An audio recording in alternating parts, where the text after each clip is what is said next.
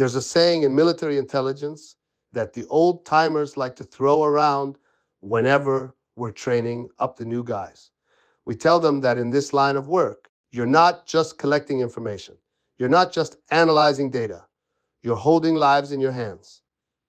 Every single day, every report you write, every assessment you make, every source you choose to trust or dismiss, all of it has weight. All of it has consequences. And those consequences don't show up on a spreadsheet. They show up in flag-draped coffins. They show up in Gold Star families. They show up in the eyes of the men and women who made it home but left pieces of themselves in places they're not even allowed to talk about. I learned that lesson early. I learned it in places I can't name, doing things I can't describe for reasons that most people will never understand. And I spent 23 years of my life making sure that the soldiers I supported never had to learn that lesson the hard way. My name isn't important for this story. In fact, for reasons that will become apparent, I'm going to keep a lot of the specific details vague. What I can tell you is that I retired as a master sergeant in the United States Army Military Intelligence Branch. That little gold and silver sphinx on my collar wasn't just decoration. It represented over 2 decades of service across 3 major combat deployments, 7 smaller operations that never made the news, and more classified briefings than I could possibly count. I started my career in 1990, 9 as a young, eager private first class who didn't know the difference between Ekyomant and a hole in the ground. HOMANT, for those who don't know, stands for human intelligence. It's the art and science of gathering information from human sources, real people, living, breathing individuals who, for one reason or another, have access to information that matters to national security. Some of them are patriots in foreign countries who believe in what America stands for. Some of them are opportunists looking for money or asylum. Some of them are people with grudges against their own governments or organizations. And well, some of them are playing angles that you can't even begin to understand until you've been in the game long enough to recognize the patterns. I worked my way up through the ranks the hard way. I did my time as a collector, which means I was the guy actually meeting with sources, building relationships, extracting information. Then I became an analyst, taking raw intelligence and turning it into something the decision makers could actually use. Eventually, I became what we call a handler, managing entire networks of human sources across multiple areas of operation. By the time I hit my 15th year, I was running some of the most sensitive intelligence operations in whatever theater I was assigned to. I'm not telling you this to brag. I'm telling you this because you need to understand what Lieutenant Bradley Chen walked into when he showed up at our unit with his freshly pressed uniform and his Stanford MBA. The unit I was assigned to at the time of this story was a mid-sized military intelligence company attached to a larger brigade. We were responsible for the intelligence preparation of the battlefield in our assigned sector, which was, let's just say, it was somewhere that mattered, somewhere that people were paying very close attention to. We had about 60 personnel under our umbrella, including analysts, collectors, interrogators, and support staff. We also had something that doesn't show up on any organizational chart. We had relationships. Networks that had been built over years. Sources who trusted specific people. Connections that couldn't be transferred or replicated or optimized. Our commanding officer for the 3 years prior to this story was a major named Richardson. Major Richardson was what we called in the intelligence community a hands-off commander. Not in a bad way. He understood that the NCOs, the non-commissioned officers, were the ones who actually made the machine run. He set the priorities. He handled the brass. He kept the politicians and the higher ups off our backs. And he let us do our jobs. Under Major Richardson, our unit had an almost perfect track record. Our intelligence assessments were cited at the highest levels. Our human intelligence network was one of the most productive in the entire theater. We had sources in places that would make other units green with envy. And we hadn't lost a single soldier to an intelligence failure in 37 months. 37 months might not sound like a lot to civilians, but in the military intelligence community, especially in an active theater of operations, that's an eternity. That's a testament to every single person in that unit doing their job exactly right, every single day. And Major Richardson got his promotion and his orders to report to the Pentagon. We threw him a going away party that I'm pretty sure violated several regulations. He got misty-eyed when he talked about how proud he was of what we'd built. And he warned us in that joking serious way that senior officers have to keep our heads down with whoever replaced him. I put in a good word for you all. He said, raising his glass of definitely not alcohol. But you know how the Army works. They're going to send whoever they're going to send. Just try not to kill each other. If only he knew. The Army, in its infinite wisdom, decided that our proven, experienced, high-performing intelligence unit needed fresh leadership, new blood, new ideas. Someone who could bring a modern perspective to our traditional methodologies. I remember reading that phrase in the transition briefing and feeling a cold knot form in my stomach. In the military, modern perspective usually means someone with zero practical experience and a lot of theoretical knowledge. Traditional methodologies is code for things that actually work but don't look good on PowerPoint slides. And when you combine those two phrases in the same sentence, you know you're about to meet someone who's going to make your life very, very difficult. Lieutenant Bradley Chen arrived on a Tuesday morning. I remember it was a Tuesday because Tuesdays were when we had our all-hands briefings, and he chose to make his grand entrance right in the middle of mine. I was standing at the front of the room, walking the team through some developing situations with one of our source networks. Nothing classified enough that I couldn't continue if someone walked in, but important enough that it required everyone's full attention. We had some indicators that one of our sources might have been compromised. Not confirmed, but enough signals that we needed to start planning contingencies. The door opened, and in walked this young officer. And I mean young. He couldn't have been more than 26 or 27 years old. He had that look that fresh officers get when they've just graduated from whatever pipeline they came through.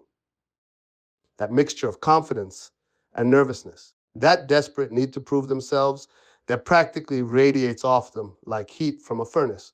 He was tall, maybe 6'2", with black hair cut in that perfect officer fade. His uniform was immaculate, not a single thread out of place. His boots looked like they'd never touched actual dirt. And he had this way of holding himself, this posture, that told me everything I needed to know before he even opened his mouth.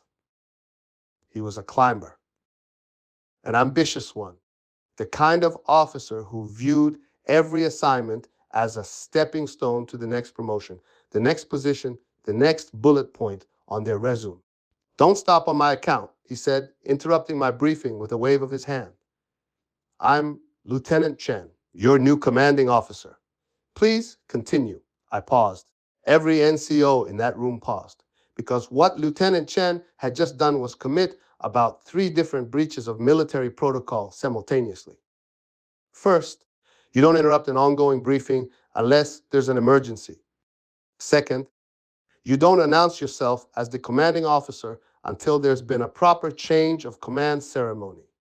And third, you definitely don't tell a master sergeant with combat deployment ribbons clearly visible on his uniform to continue like he's some private doing a book report. But I'm a professional.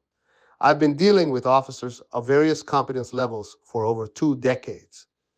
So I simply nodded and returned to my briefing.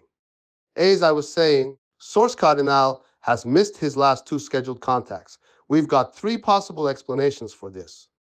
First, he may have been reassigned or moved and simply hasn't been able to reach his handler. Second, there may be increased security scrutiny in his area that's making him cautious. And third, And this is the one we need to take most seriously. He may have been compromised. Lieutenant Chen held up his hand. Actually held up his hand like he was a student in a classroom. Question, he said. How much are we paying this car dyno? I looked at him, really looked at him, and I saw it. That glint in his eye, that calculation. He wasn't asking because he was curious about our intelligence operations. He was asking because he was already thinking about budgets, about costs, about the things they teach you in business school. Sir, I said carefully, maybe we should discuss source compensation in a more appropriate setting. Nonsense. He said, walking to the front of the room, walking to the front of MY briefing. We're all cleared personnel here, right? I've been reviewing the unit's financials, and I have to say, some of these source payments seem excessive. I'm trying to understand the return on investment. Return on investment. He actually said return on investment.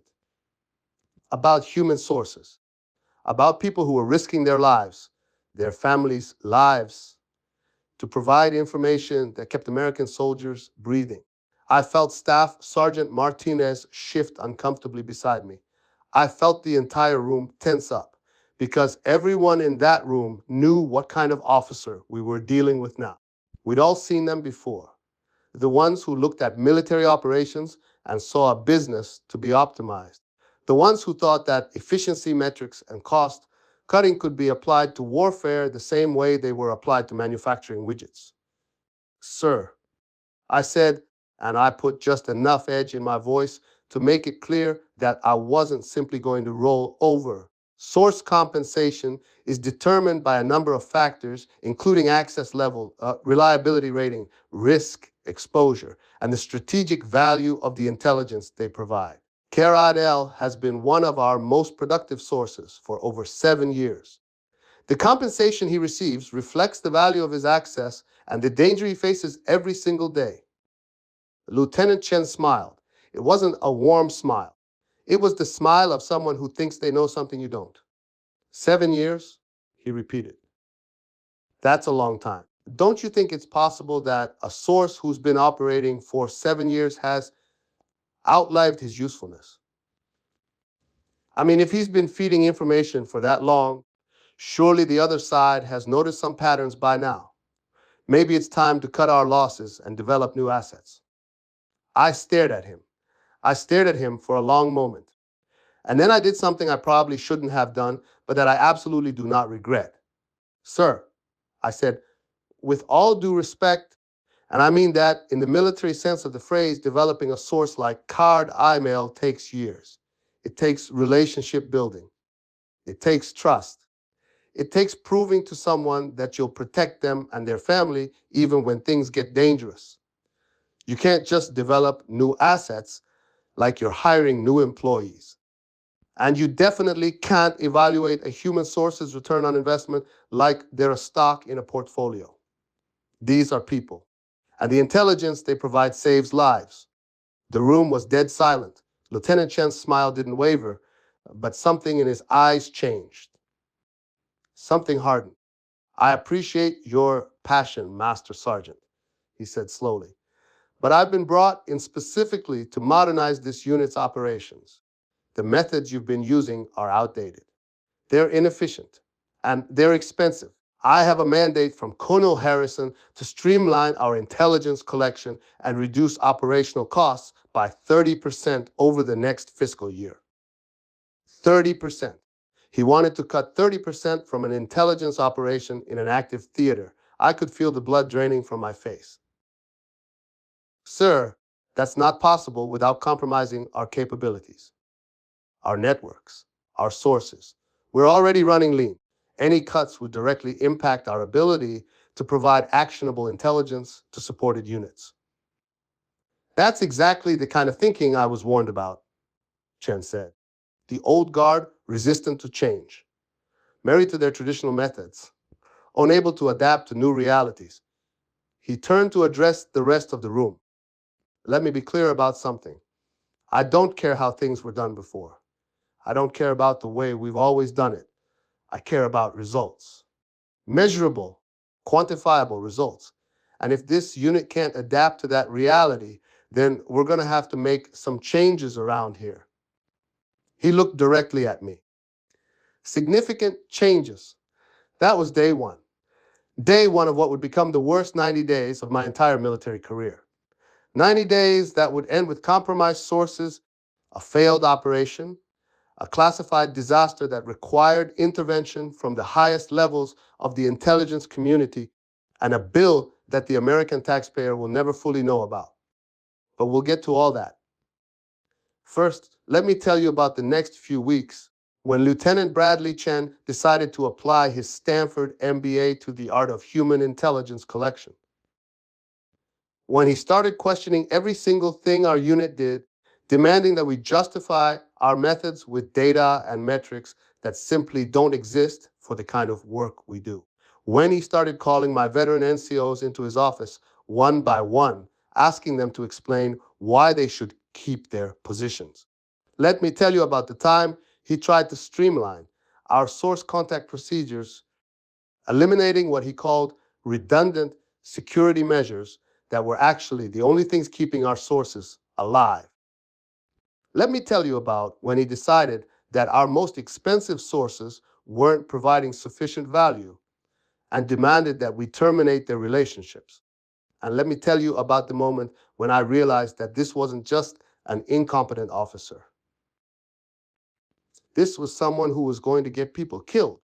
The first real confrontation came about 3 weeks after Lieutenant Chen took command. I'd spent those 3 weeks doing what every experienced NCO does when faced with an incompetent officer. I documented everything, every order, every suggestion, every idiotic directive. I kept copies of my responses, my warnings, my professional recommendations. I knew that eventually the house of cards he was building was going to collapse, and I wanted to make damn sure that the paper trail would show exactly who was responsible. But documentation only goes so far when someone is actively setting fire to everything around them. Chen called me into his office on a Friday afternoon. Friday afternoons are traditionally when officers dump bad news on their subordinates because it gives everyone the weekend to cool down before having to face each other again. I knew something was coming the moment Specialist Torres, his aide, delivered the summons with apologetic eyes. His office had been transformed since Major Richardson left. Gone were the maps, the intelligence summaries, the photos of past operations. In their place were whiteboards covered in flowcharts, efficiency metrics, and something that looked disturbingly like a corporate organizational restructuring plan.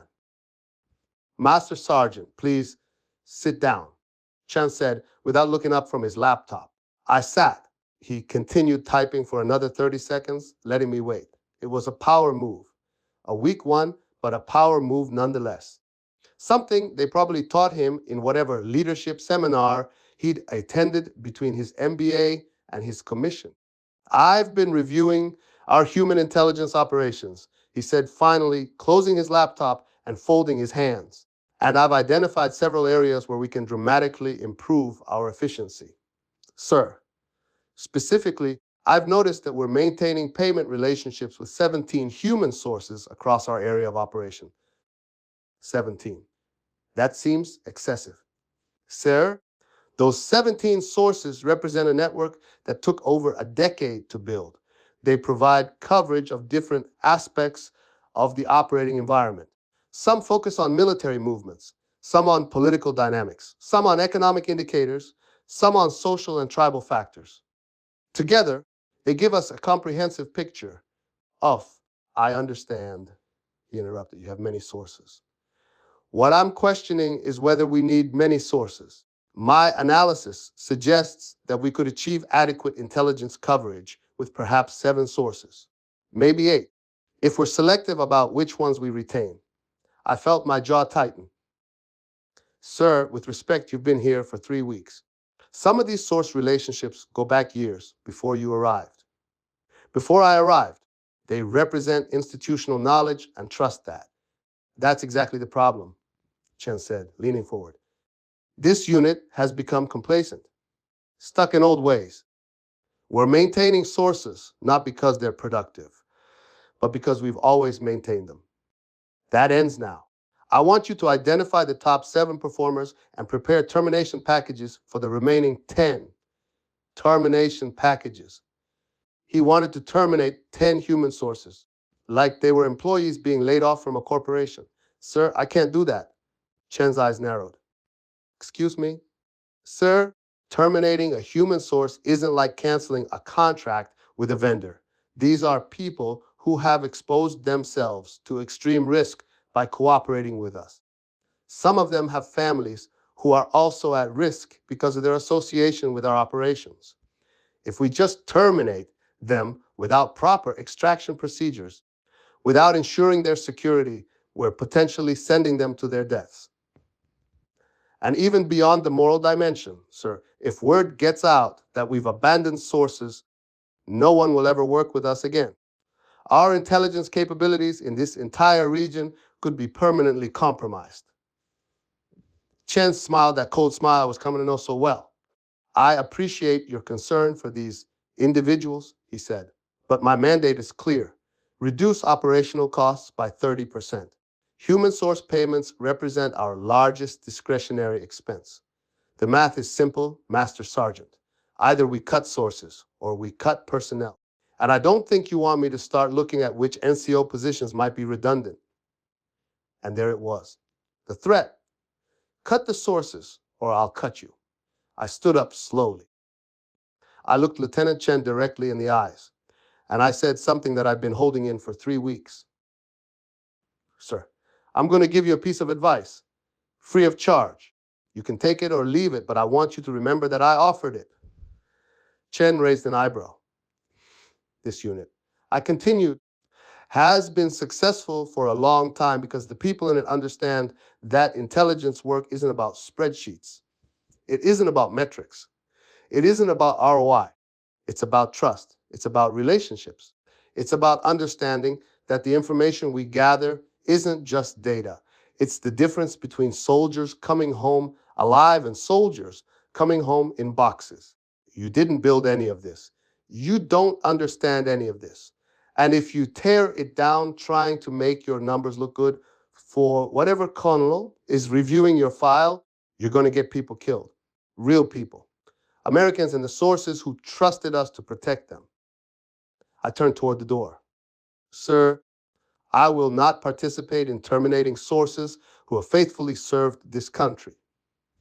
If you want to give that order, you'll have to give it yourself. In writing, and I will ensure that every appropriate authority is aware of my formal objection. I walked out of his office. I could feel his eyes burning into my back. I knew, in that moment, that I had just made an enemy. That whatever professional relationship might have been possible between us was now destroyed. That Lieutenant Bradley Chen would find a way to make me pay for embarrassing him. What I didn't know was that he was already working on it. The next week, I received notice that I was being temporarily reassigned to a support role pending a review of operational structure.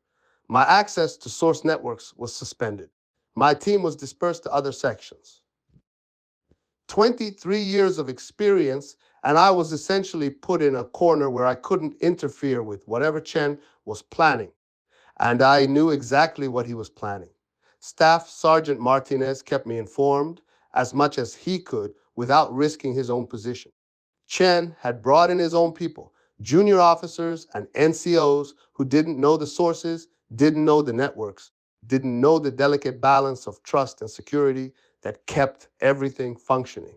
They were implementing his modernization plan. They terminated 8 sources in the first month. 8 people who had trusted us. 8 people who had risked everything. They reduced security protocols for the remaining contacts, calling them inefficient. They switched to digital communications where we had previously insisted on in-person meetings because it's faster and cheaper. They centralized source management, removing the individual handlers who had built personal relationships over years. And through it all, Lieutenant Chen submitted glowing reports to Colonel Harrison. Cost savings achieved. Efficiency improved. Modernization implemented. He was going to ride this posting all the way to captain, and then major, and then who knows where else. The disaster happened on day 73. I was sitting in my temporary office, a closet that had been converted into a workspace, when I heard the commotion. Raised voices, running footsteps, the kind of controlled chaos that happens when something has gone very, very wrong. Staff Sergeant Martinez found me 10 minutes later. His face was pale. Sardanal is dead, he said. I felt the words hit me like a physical blow. Cardinal. The source I had been briefing about when Chen first arrived. The one who had missed his contacts. The one we should have protected. What happened? Martinez looked around, making sure we were alone. Chen's people compromised him. They used unsecured digital communications. Someone on the other side intercepted the messages. They traced them back to Cardinal. He was arrested yesterday, executed this morning, along with his wife and his brother. His wife, his brother. People who had nothing to do with his work for us. People who died because a 27-year-old MBA thought he knew better than people who had been doing this work for decades. There's more, Martinez said. When they took Cardinal, they got everything he had. Communications records, contact protocols, information about other sources he knew about. Our entire network in that sector is blown. We've lost at least 6 more sources in the last 12 hours. Some are in the wind. We don't know where they are or if they're alive. Some have been arrested. And at least 2 operations that were dependent on intelligence from those sources are now completely blind. I sat down heavily. How bad is it? You're bad. Really bad. Chen is locked in with the secure communications, trying to explain to someone way above Colonel Harrison's pay grade why we just experienced the worst intelligence compromise since the Cold War. I should have felt vindicated. I should have felt the grim satisfaction of being proven right. I didn't. All I felt was sick, because I knew those sources. I knew their names, their faces, their families. I knew what they had sacrificed to help us. And now they were dead or running or imprisoned, all because one arrogant officer couldn't accept that there were things he didn't understand. The next 72 hours were a blur. The compromise cascaded. Each captured source led to others. Each piece of captured communications revealed more connections. By the time it was over, we had lost 47 sources across 3 different sectors. Not just terminated, lost, captured, killed, or so thoroughly burned that they could never work with American intelligence again. 2 operations had to be immediately aborted, including one that had been months in the planning. A raid that would have captured a high-value target instead walked into an ambush. The enemy had been warned. 12 American soldiers were wounded. 3 died. 3 soldiers who would be alive if someone had just listened. The total cost of the compromise, when the analysts finally calculated it, was estimated at $340 million.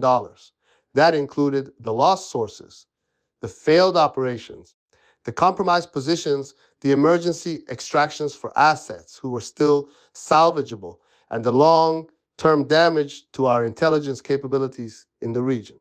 $340 million and 3 flag-draped coffins. Lieutenant Chen was relieved of command within 48 hours of the compromise becoming clear, but the Army, in its infinite need to avoid embarrassment, didn't immediately court-martial him. There would be an investigation. There would be reviews. Everything would be done quietly, internally, without the public ever knowing how badly one officer's arrogance had damaged national security. And that's when my phone rang. It was 3 in the morning. I was lying awake, staring at the ceiling, running through every moment of the past 3 months, wondering if there was something more I could have done. The caller ID showed a number I didn't recognize. Master Sergeant, this is Colonel Harrison. Colonel Harrison, Chen's superior, the one who had signed off on the modernization initiative, the one who had approved the budget cuts without understanding what they would cost. Sir, I understand you raised significant concerns about Lieutenant Chen's operational decisions. I did, sir. In writing, multiple times. There was a long pause.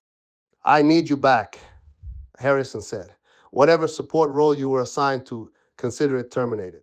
We're looking at the worst intelligence failure this command has seen in 30 years. We need people who actually understand how to rebuild human intelligence networks. And from what I'm seeing in your file, you're the only person in this entire theater who might be able to salvage something from this mess. I'll let that sit for a moment. Sir, with respect, I warned everyone who would listen. Lieutenant Chen was given explicit, documented warnings about the consequences of his decisions. I was sidelined specifically because I refused to participate in what I knew would be a disaster. And now you want me to clean up the mess. Yes, Master Sergeant, I do. Because the people who created this mess are no longer available, and the people who will suffer if we don't fix it are the soldiers who depend on our intelligence. Can you do the job or not? He had me there because as angry as I was, and I was furious, I couldn't walk away from those soldiers. I couldn't leave them blind and vulnerable because I was nursing a grudge. I can do the job, sir. But I need full authority to run operations the way they need to be run. No more MBA consultants. No more efficiency metrics. If I'm rebuilding this network, I'm doing it right. You'll have whatever you need. And I want Lieutenant Chen nowhere near any intelligence operation for the rest of his career. I don't care what happens to him otherwise. That's above my pay grade. But he should never be allowed to make decisions that affect human sources again. Another pause. That's already being addressed. Lieutenant Chen is facing administrative action. I can't give you details, but I can tell you that his career trajectory has been significantly altered. I found out later what significantly altered meant. Chen was given the choice between accepting an other than honorable discharge or facing a full court martial that would drag out every detail of his incompetence into official record. He chose the discharge. Last I heard, he was trying to explain to potential employers why his military service ended so abruptly after less than 2 years. His Stanford MBA wasn't doing him much good. The next 18 months of my career were devoted to rebuilding what Chen had destroyed. It was slow, painful work. Trust that had been shattered had to be rebuilt one relationship at a time. Sources who had seen their colleagues captured or killed had to be convinced that we were worth the risk again. Networks that had taken years to build had to be reconstructed from scratch. We never fully recovered. Not during my time, anyway. Some assets were simply gone forever, dead, or so traumatized that they would never work with American intelligence again. Some areas were so thoroughly compromised that we had to start from zero, building new approaches with new people. But we rebuilt, slowly, carefully, the way it should have been done from the beginning. I retired 2 years later, at the end of my 23rd year of service. I could have stayed longer. I had the option, but I was tired. Tired of fighting against officers who thought they knew better. Tired of watching good work destroyed by people who didn't understand its value. Tired of attending memorial services for people who didn't have to die. On my last day, I walked through the operations center one more time. The screens were glowing with intelligence feeds. Analysts were working at their stations. Somewhere, sources were meeting with handlers, providing information that would keep soldiers alive. It looked like what Chen had destroyed, but it wasn't. Not really. Because you can never truly replace what's lost. You can only build something new and hope it's good enough. Staff Sergeant Martinez, now Sergeant First Class Martinez, walk me out. What are you going to do now, Master Sergeant? I thought about it. I don't know. Maybe write something. There are lessons here that people need to understand about what happens when arrogance meets expertise, about why you should listen to the people who have actually done the work, about the real cost of efficiency. Martinez nodded. If you do write something, don't hold back. People need to hear this. I didn't hold back, and now you've heard it. $340 million, 47 compromised sources, 3 dead soldiers, careers destroyed on both sides, all because one officer fresh from business school thought he could optimize human intelligence like he was streamlining a manufacturing process. The military is full of lessons. This is one of the most important. Experience exists for a reason. Expertise matters. And when you walk into a world you don't understand and start tearing down things you don't value, the consequences will find you. They always find you. Sometimes they find you in the form of a failed operation. Sometimes in a compromised network. Sometimes in the form of a phone call at 3 in the morning, begging you to fix what someone else has broken.